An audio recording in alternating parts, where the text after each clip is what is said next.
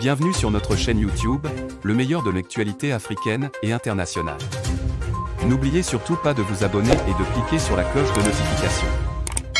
Allez, on commence. À présent, les chercheurs pourraient être en mesure de déterminer si le patient est contagieux grâce à un écouvillon prélevé sur le test PCR. Ce n'est pas tout, ils peuvent également dire s'il peut développer des formes graves de la maladie. Un nouveau test. Des millions de Français sont entièrement vaccinés, d'autres sont sur le point de faire leur deuxième dose de vaccin pour obtenir un schéma vaccinal complet. Mais certaines personnes ne peuvent pas faire le vaccin ou ne veulent pas tout simplement. Ils ont donc pour obligation de se faire tester massivement pour avoir le pass sanitaire et profiter de certains lieux publics. D'après le journal Les Échos, les chercheurs ont mis au point des nouveaux tests, permettant de gagner beaucoup de temps, voire de sauver des vies.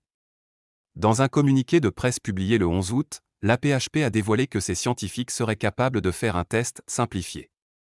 Ce test permettrait de mieux identifier les sujets contagieux et ceux à risque de développer une forme sévère.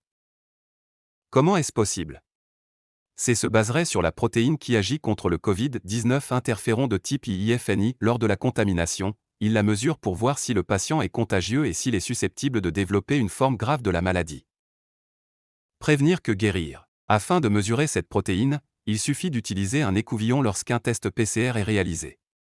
Les tests PCR permettent de savoir si le virus est présent, actif ou inactif, mais il y a un autre test PCR multiplex qui permet d'analyser ces données. Ces résultats soulignent que la mesure de la réponse IFNI au niveau nasal pourrait être utilisée comme marqueur d'une infection active en combinaison avec la détection du virus SARS-CoV-2, affirment les chercheurs. Lorsque cette méthode relève qu'une personne est à risque, elle est rapidement prise en charge. Et dans le cas contraire, si celle-ci ne présente plus de risque de contamination, elle pourrait être exemptée de quarantaine. D'après le journal Les Échos, depuis mai 2020, un patient sur 5 hospitalisé en réanimation ne possédait pas suffisamment d'IFNI pour le détecter. Avec cette étude, les scientifiques ont prouvé que le corps produisait des auto-anticorps anti-IFNI agissant contre l'action antivirale de l'interféron. Ce nouveau test ouvre des perspectives importantes et permet d'anticiper les formes graves de la maladie. Vous voulez plus de vidéos du même genre? Alors qu'attendez-vous?